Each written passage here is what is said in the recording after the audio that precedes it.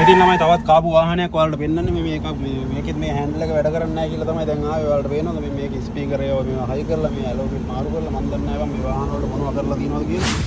මෙන්න ළමයි තවත් රේන්ජ් රෝවර් එකක්.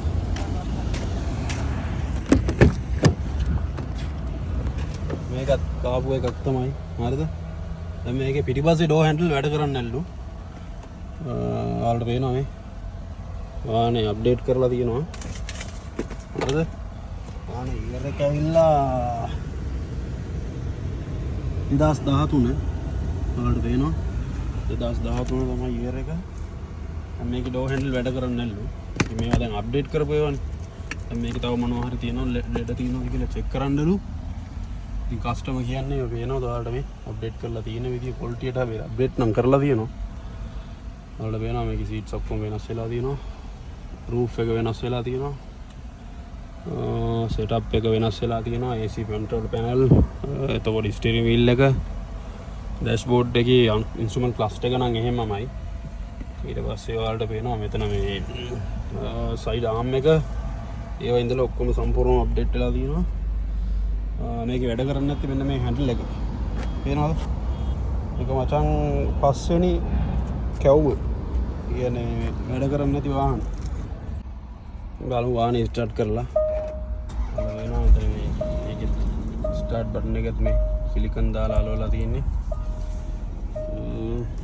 බලමු.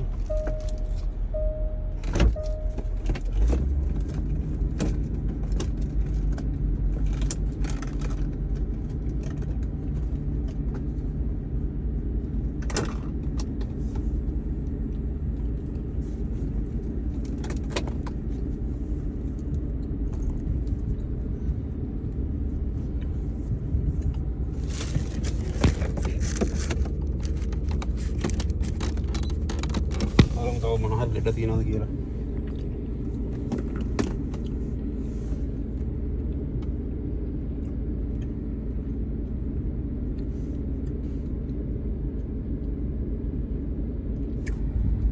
මේ තමයි මේක ඉන්ටර්ෆේස් එක වෙන්නේ.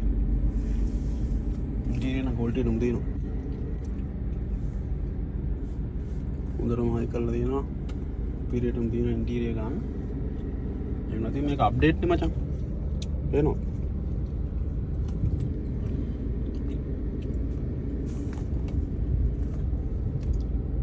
Adaptive dynamic faults බලමු. අපේන adaptive dynamic faults ඒක විතරයි පෙන්වන්නේ දැනට. වෙන නම් මොකොත් පෙන්වන්නේ නැහැ.